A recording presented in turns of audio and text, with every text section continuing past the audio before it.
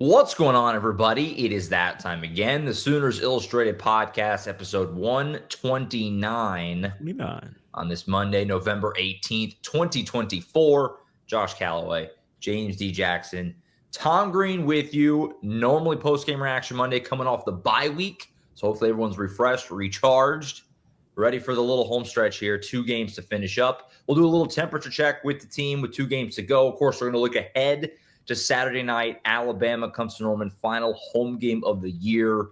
What would a win mean? What chance do we give Oklahoma to pull off the upset? We'll kind of get into that a little bit here on the program. We'll talk a little hoops, both men's and women's basketball off to really nice starts to their 2024 seasons.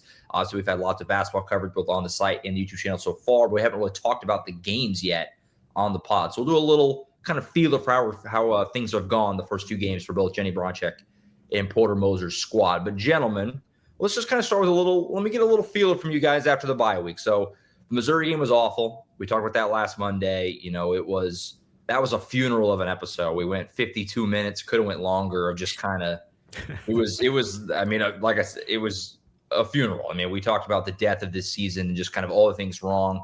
We've had a week to let it kind of stew. We did the player availabilities last Wednesday night, which are on the YouTube channel if anybody missed those. What's a little vibe check from you guys with 2 games to go? Obviously 5-5. The year's been rough, disaster. We'll see what the injury situation is this week. Obviously, we don't know where Deion Burks is or Jalil Farouk, who didn't finish that Missouri game either. We didn't really talk about that last Monday.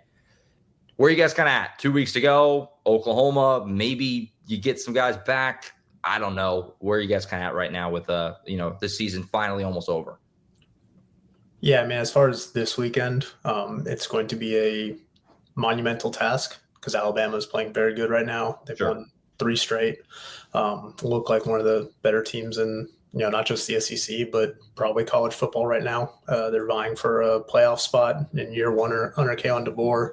Jalen Milrose obviously playing really good. Their defense is playing better. I mentioned this to you guys, I think, a couple of weeks ago, or maybe it was even last week. And I'm still not ready to fire off a scathing hot take or anything. We need it though. But that LSU game's looking a little bit more manageable. Mm-hmm.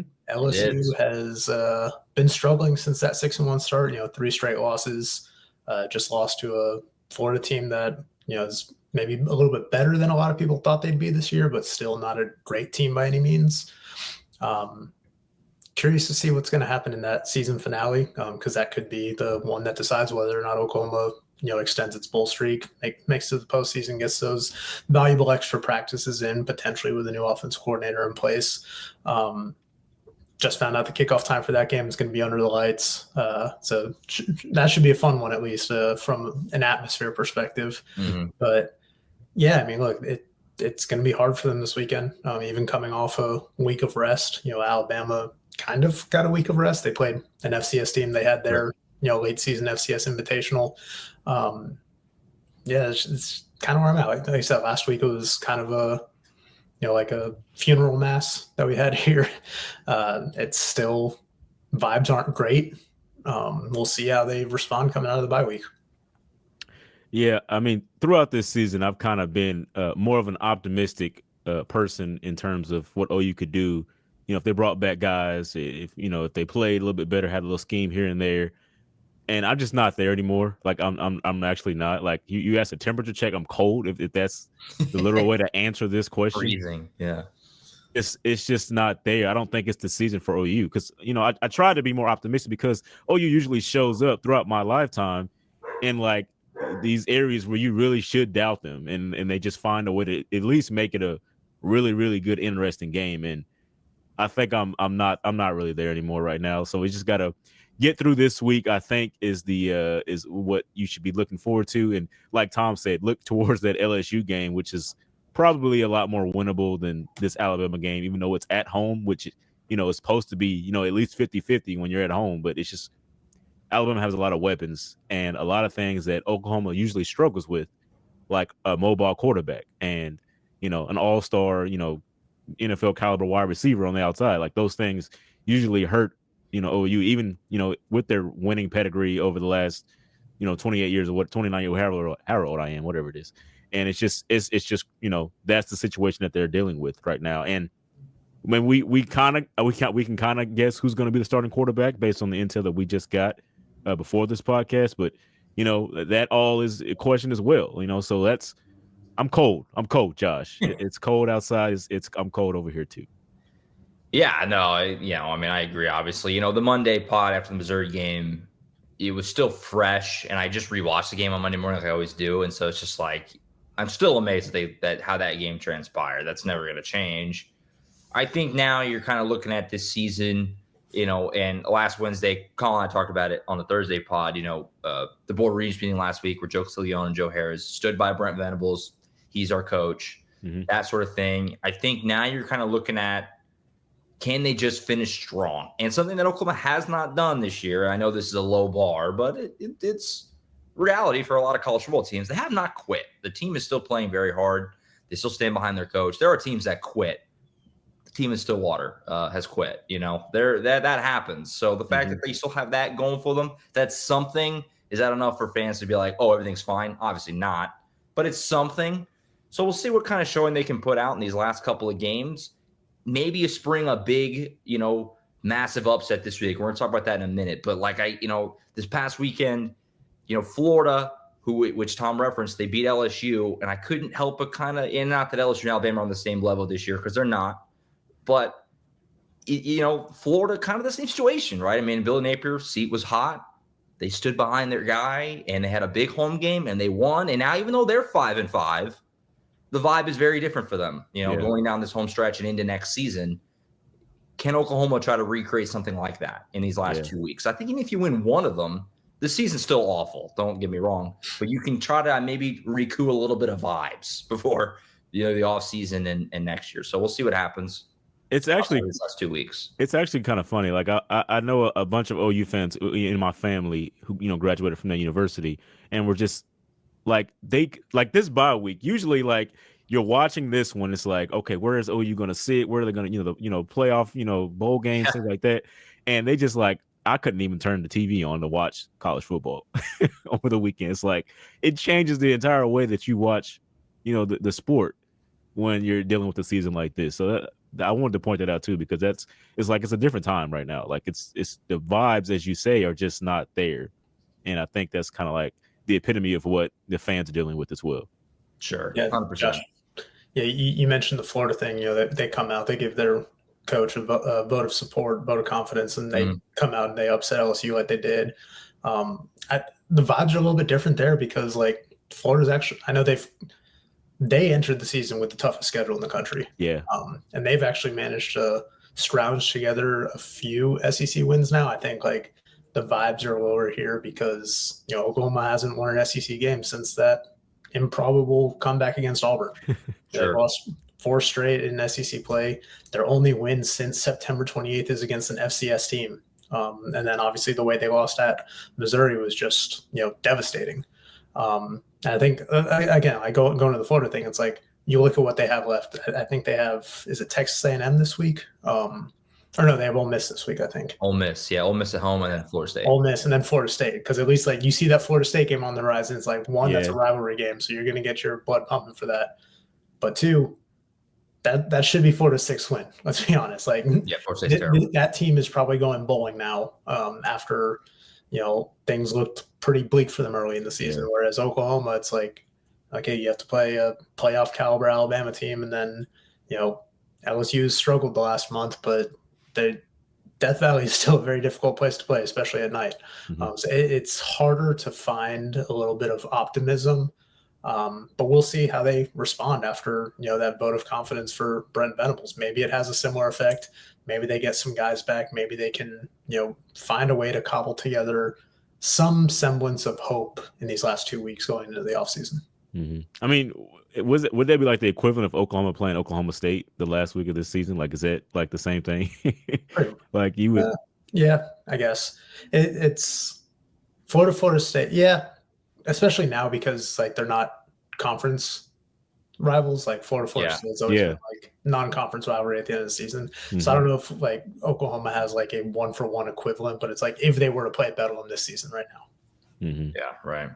No, for sure. And, it's funny you mentioned how coming into the year, it was Florida the schedule, oh my God, their schedule, and it has been, but I think Oklahoma, their schedule has been the toughest in college football this year because of Florida State falling off, not being anywhere. They were the top 10 before the season, And so we looked at the end of Florida's schedule, and by some metrics, depending on where you look, I mean, it's an imperfect science. Oklahoma has played the toughest schedule this year and will when it's all said and done, which is pretty nuts. And that continues this weekend with Alabama.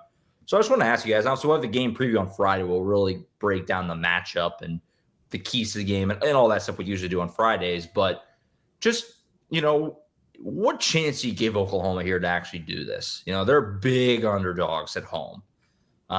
This is a pretty similar spot as Brent Venables' first year. Now, I say that the spot is the same. The opponent is not, because Alabama is, a top 10 team and is looked at as certainly a playoff team, SEC contender, all that. But it's funny because we were in this exact same boat 2 years ago with Brent Venables. They were 5-5. They played Oklahoma State at home, the second to last game of the year. It was a night game on ABC. It was cold. I mean, it's the exact same spot. Mm-hmm. And that produced, maybe Oklahoma's best game that year. I mean, the defense was awesome that night against Oklahoma State. Spencer Sanders was just living on the ground. And they won that game. Again, this Alabama team is much better than that Oklahoma State team, but the spot is the same.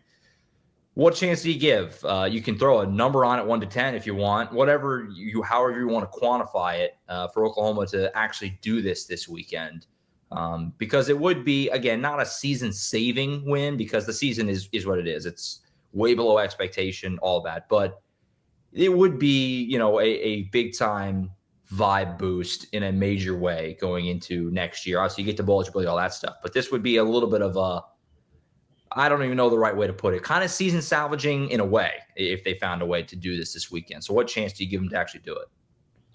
Slim, but not quite none. Mm-hmm. I mean, look, it's tough. Alabama's playing really good right now. The thing that stood out to me when I was, kind of just comparing the stats for these two teams is, we've talked about Oklahoma's turnover issues. They're dead last in the SEC in turnover margin right now. They've lead the nation in fumbles and lost fumbles. Their turnover margin in SEC in 6 SEC games is -9. Alabama's right now is +10. Yeah. They are the best in the SEC at forcing turnovers and taking care of the ball right now against conference opponents. 3 straight games, I think, they've not turned the ball over. 2 of those obviously in SEC play. The one thing for Oklahoma is, I completely lost my train of thought there. But the one thing, man, what is it? No. Like Alabama's 2 losses in SEC play to Vanderbilt and Tennessee. Mm-hmm. They had multiple turnovers. Gotcha. We saw that. We saw Oklahoma able to do that early in the season, even through that, first half of the season. Really, it's just things have really snowballed for them here in the second half. You take out that Tennessee game where Jackson Arnold had the 3 turnovers in the first half, but 5 out of 6 games Oklahoma's committed multiple turnovers in SEC play. Yeah. All 5 of those are losses. The one game they didn't turn the ball over, Auburn. If Oklahoma can find a way to kind of reverse its fortunes and protect the ball, which, look, I don't know if Jackson Arnold or Michael Hawkins, whoever is going to be back there, can do that right now.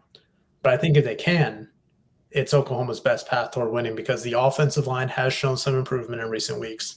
The defense is still good enough to win you some games. We'll see what the receiver situation is, whether Deion Burks is back after taking that hit, whether Jalil Farouk's available again, whether anybody else gets back for them. We'll see. But I think for Oklahoma, their best chance is at beating Alabama is finding a way to just turn around what they've been doing on turnovers in SEC play. Yeah, I mean, that's you said it. Turnovers have been the biggest issue for Oklahoma this season. I mean, obviously when they win that battle and that margin in each game, those are the games that they've won this season. So it's just that's been the case, and I think that's been the case since Brent Venables took over 3 years ago. It's always like turnovers is the thing you have to watch for. In terms of what OU can, if they can win this game, I mean, it's very small. I think percentage wise, I'm not entirely sure the outcome that it's gonna take some Sooner magic. I mean, we've been saying it all season. It's gonna take something like that for this to happen.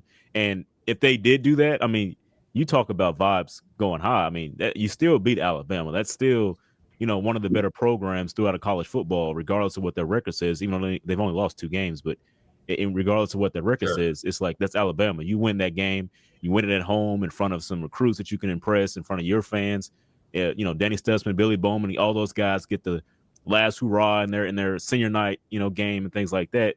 The vibes will be high. I mean, that's a really good win, because if you look at LSU, there is some optimism there. I mean, like, wow, what it could be in terms of the season of what it looked like, as of after losing to Missouri, how low it was. So it's slim. So it'll be even more exciting if they end up doing that. That's the way I see it, because of how unlikely it is at this point in time.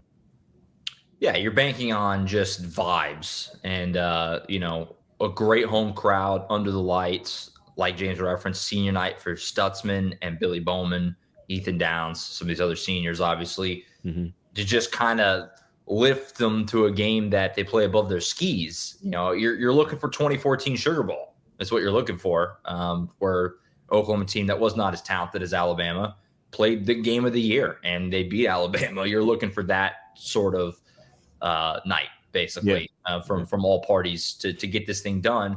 I'm the same. I mean, I do give them a chance. They're at home.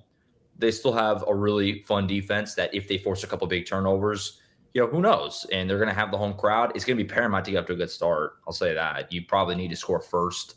Things like that is going to be really, really important in this one. But, I'm the same. I mean, I don't think it's impossible that they could find a way to be in this game, and then who knows? I mean, you're at home crowd. Bama feels maybe a little bit of pressure. The fact that they have to win. I mean, another loss for Alabama sinks their season. They won't make the playoff with 3 losses, I wouldn't think. So we'll see. We'll see. It's going to be interesting. What would a win mean, though, for you guys, real quick, before we move on to hoops? Just, is it kind of a little bit of a, kind of what I was saying with the vibes part of it? Like this would really kind of flip everything in a way, at least the PR around Brent Venables in the program a bit, if they were to pull this off, I would think. Yeah, I mean, I think it, outside of the Texas game last year, it would be the biggest win that this team has had under Brent Venables, probably. Yeah. Look, I don't think, like you said, it's not going to salvage the season, but it's one of those things you can kind of point to, like as progress. Like, even though that you're struggling, and like we know all the issues this season, some of it's been out of Oklahoma's control. The injuries, no one could have possibly thought that, they'd be without their top 5 wide receivers for pretty much the whole season. And some of those other injuries that they've had, but it's a game that you can point to and be like, hey, maybe this is the turning point for this program, because at the end of the day, like, Nick Saban's gone. Alabama's still a blue blood. They're still vying for a playoff spot. That is again, not a season salvaging win, but maybe a season defining win. Because if you win this game, obviously you make a bowl game, which is great. You get those extra practices potentially, again, with a new offense coordinator in place, start working toward next year. But, it's also, an opportunity to be like, hey, like this program, isn't that far off. Like, it can compete with the blue bloods, with the playoff contenders. It has what it takes to be competitive in the SEC, which is, at the end of the day, what it's all about for this team right now. And it would show that, like you said, Josh, are not giving up. Like, we know that talking to the players, but the results just haven't been there of this team not, necessarily giving up. And it would show that, like, you beat this team at home, and it'd be a very, good environment, for them. So that's what I see it as. It's under the lights. Even with the LSU, it's in the spotlight. It's the ESPN game. So, like, winning that in that time slot, which the entire country could be tuning into that, it would help out a lot. It would help out. I mean, you got to think about recruiting at this point. How is the team looking? Recruits have to think, okay, is this coach going to be there? Is this coach going to be there? I mean, how are they handling these situations? All that becomes a part of this now. Like, when you just don't have the results to play for a championship, you got to think about the future, and that'll be the situation. Winning this would help out a lot with those future recruits and some of the commits that are already there. No doubt. Gonna be interesting week. We'll have player interviews tonight. Brent Venables press conference tomorrow, Tuesday. So usual schedule. And then, like I said, we'll have the game preview on Friday, but we'll dive into it. We'll pick the game and all that good stuff. And then Saturday night, we'll do it. Final home game of the year. Kind of crazy. The season is kind of flown by in some ways. In other ways, it's like we're all kind of glad it's almost over. Late November, though. Kind of amazing. Let's talk about a little basketball. So we'll start with the women. Both teams are off to 3-0 starts. Jenny Baranchek's team, we'll start there. 3-0. It's been great, right, James? Obviously, James covers women's hoops for us. It's been great. Everything you could hope for so far. I mean, they've absolutely blasted their way through their first 3 games. Set a program record for points in the field trip game last week against Western Carolina. But the key game was that game in the middle there against Virginia, who I'm not going to pretend to know how good Virginia is going to be long term this season. But that's a team from the ACC. A team that we kind of all thought going into that game, we'll learn a little bit about Oklahoma in this game, playing another power conference team, and they just destroyed them. You were there. Reagan Beers absolutely has been awesome so far. I mean, it's 3 games, and 2 of them have been against clearly inferior competition, but I don't know how the hype train is still as high as it was before the season, if not much higher, because they've looked phenomenal through the first 2 games. Yeah, and it's because, like you speak about Virginia, that team was like, okay, let's see really how good Reagan Beers is, because Virginia had a 6'7" player on their team. They had a couple of 6'4" players on that team, but Reagan Beers is 6'4". You're like, okay, how is she going to handle dealing with that type of height and that type of pressure down low? And it didn't phase her at all, Josh. Like it was that situation where she recorded her second double-double of the season. She became a 1,000-point scorer in her career. Like it was just, she was just that good. I mean, even in this third game where she had 9 rebounds, so 27 points and 9 rebounds, which is almost another double-double. And OU just, wins with 122 points, a program record. It's like, okay, I'm not really seeing how you stop this team at the moment. Like you got to really see some a lot tougher competition. I don't think you'll see that until you get to like those top 10 teams. I think OU is going to remain there for the entirety of this season. They are that good this year because they just have so many weapons. They brought everybody back that, was a major part of their production. And you add Reagan Beers in the middle. It's like there's nothing that you can do to stop this offense from scoring. And then on top of that, they play great defense, which is what, Jenny Baranchek kind of hangs her hat on, like playing in intensity and playing with intensity and playing with a really, really good defense. And the size and the way that they can all switch and guard different positions. It's just a recipe for success for OU. So I think this is you want to be on the hype train. This is the one you want to get a part of. This is probably going to be a really fun year, for this team. It's incredible, and they all like each other too. Like I've been interviewing them and things like that, seeing how this is all going to play out, because you bring in a piece like Reagan Beers, that it changes things. Some players have to take a step back, the roles change and things like that, and they all seem to love each other. Like it's really incredible. When her 1,000-point score announcement was made in the game against Virginia, they were all happy and shocked. They were talking to coach and stopped talking and was just like cheering on Reagan Beers with the entire stadium. So like it's that type of situation for this group. So everything is clicking right now. It's a pretty fun situation to watch if you're an OU fan. For sure. I mean, you coming into the year, if you were expecting this team to be really good and potentially a Final Four level team, nothing has happened to take you off that so far. I mean, it's been A+. 40 games. Winning by 47.3 points per game so far. Like that'll do. And that doesn't even count the exhibition against Oklahoma Christian, which was also like a 50-point win. It's like this team, man, is incredible. There's the other teams are shooting their worst game, the worst games of the season. I know it's short, but it's like shooting 25% from the field, 27% from the field. Like those situations, like this is what other teams are having against this team. It's like, okay, I can see it. I can see it. Right. No, I mean, it just Reagan Beers in particular has been just a perfect fit so far. 5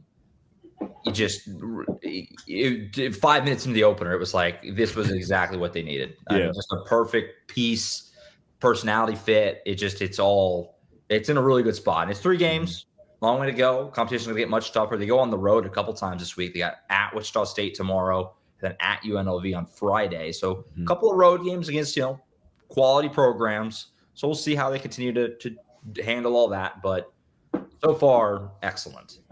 It's no good. complaints. And this is without them shooting the 3-point ball. That's a great point. They haven't really even caught fire from 3 yet, which and is they're scary. scoring this many points. Like you bring back the Big 12 Player of the Year, the Big 12 Newcomer of the Year, those players, and then you got Sahara Williams, who's having her sophomore surgence. Like, man, it's just this is the spot to be. For sure, because that's the one knock on the Jenny Baranche teams, if you're going to have them the last few years, is that when they get cold from 3, that's when they can be had. And they've been upset before. They've had big losses before because they're cold from 3. The Reagan Beers factor really minimizes that. It gives you a lot of buffer if that would happen. And they haven't been great from 3 so far. That's going to come around. It's going to. Yep. A great start for them. As for men's hoops with Porter Moser, also 3-0, but obviously a very different vibe because there's a lot of, cautious, do we want to get hurt again here from OU fans, basically, because under Porter Moser, they've pretty much always gotten off to good starts. They've been really good in the non-con every season under Porter. Last year, I honestly kind of just memory hold it that they were in the top 10 last year after a phenomenal non-con. Yeah. Now it's been 3 games against, obviously, 3 bye games at home. So I don't know if you can read too much, Tom, into just, the team looks great, but there are little pieces you can use to little data points. For you, what's been the thing that stood out these first few games? Because a couple of guys have looked really impressive, and I think a couple of questions have been somewhat answered. We won't fully know until they get to SEC play, but there's been some reasons to be optimistic, I think, over these first few games here all at home. Yeah, I mean, I think the biggest takeaway is that Jalen Moore looks the part of your best player. Yeah. He started the season with 3 straight games with 20-plus points. He's the first OU player to do that since Buddy Hield back in 2016. He's clearly taken that next step after, he was probably their best all-around player last season. I know, down the stretch, Waldo Suarez was, right up there kind of leading the charge. But, Jalen Moore was your most consistent guy, week in, week or game in, game out when he was healthy. And now he looks like the man. His 3-point shot looks a little bit more confident. He's attacking the rim relentlessly. He's still bringing that same energy he brought last year. So I think there's some optimism in the fact that, hey, you have that guy now. This team didn't have a, consistent guy who can put up 20 points a night like he did, or like Jalen Moore's doing so far. And obviously, Jeremiah Fears, true freshman, should be a high school senior. He's legit. 3 straight games in double digits to open his career. We've talked about it. He just moves differently. For a guy who just turned 18, he's stronger than he probably should be. His handles are really good. He's got some good court vision, good attacking ability. Turn it over a little bit, but I think it's just one of those things you're gonna have to live with him right now.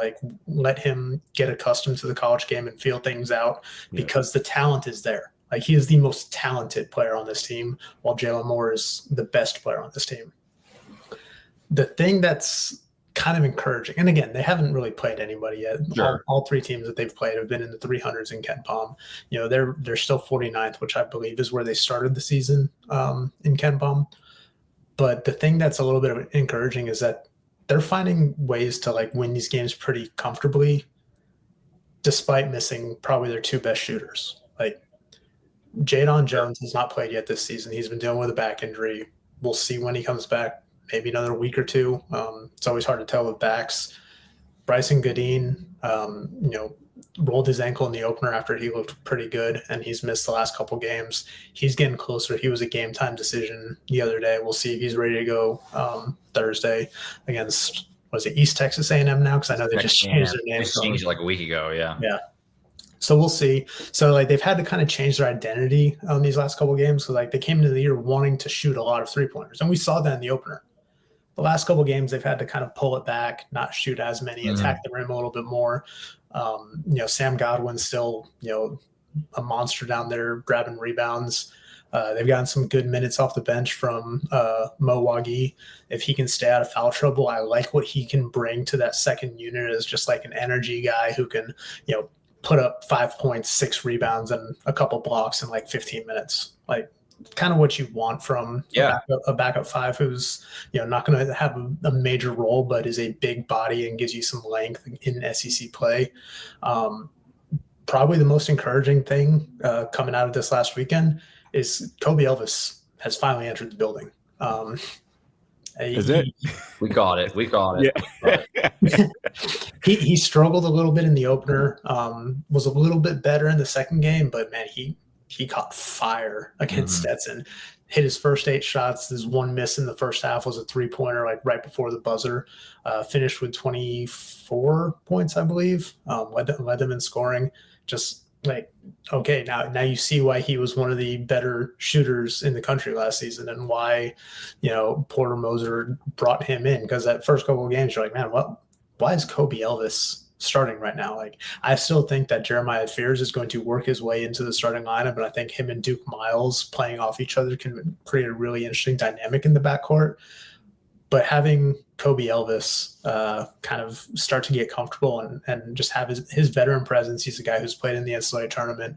I think that's huge for this team, because, again, we talked about it last year. They didn't have anybody with postseason experience. Now they've got guys that have played in the NCAA tournament. They've won conference titles at smaller schools. Mo Wagi was in the Final Four last year with Alabama. Like, these are guys that have a little bit more experience. So I think that there's some optimism that maybe that's what gets this team over the hump this season. I still think we're probably a couple weeks away from learning anything significant about this team. We'll see what happens, when they get down to Atlantis Thanksgiving week, because that's going to be their first real test. But so far, you have to like what you've seen. They're still, making their name off of defense. They forced, I think, 20 turnovers against Northwestern State last week.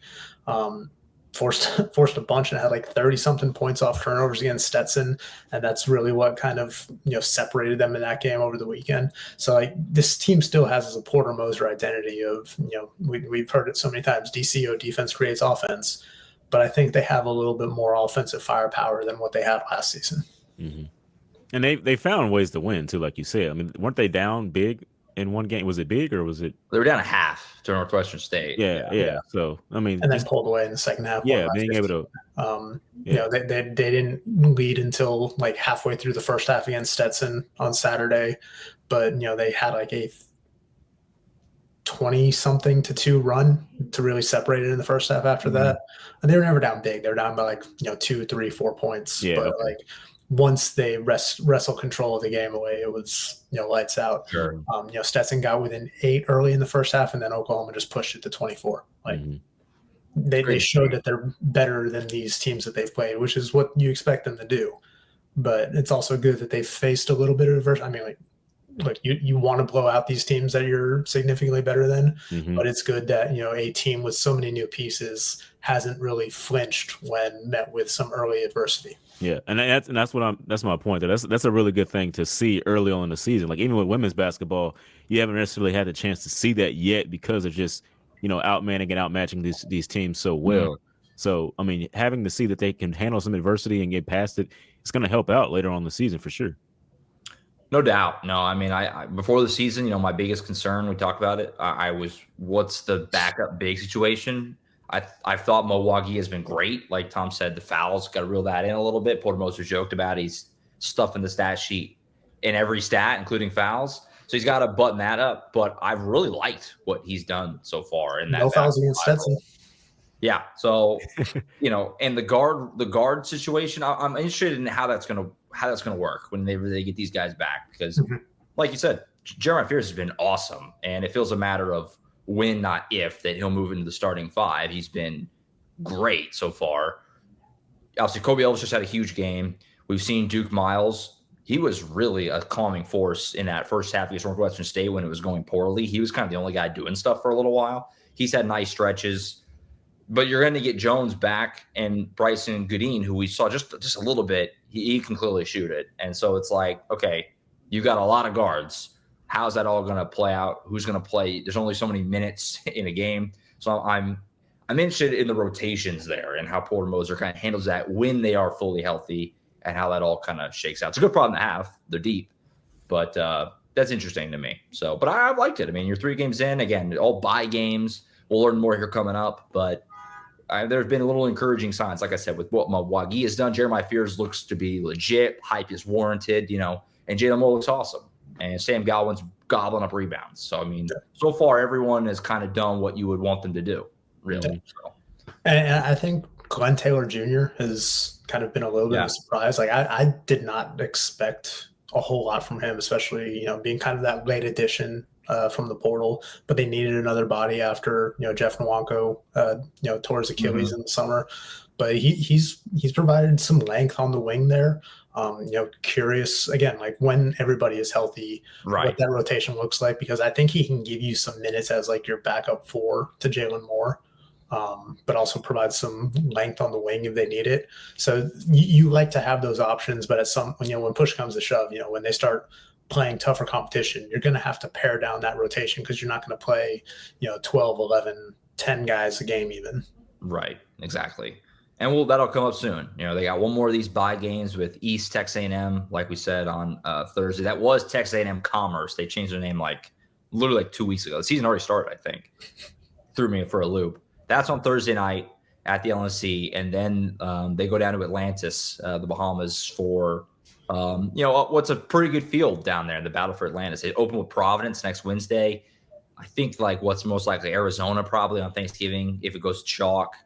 So we'll see. I mean, there's some big games coming up for them. And then December, they've got quite a few actually very interesting non-conference games. Georgia Tech comes to Norman. Obviously, a Bedlam, Michigan, and the Jumpman. So we'll learn more soon about this team. But so far, so good. Just a few games in.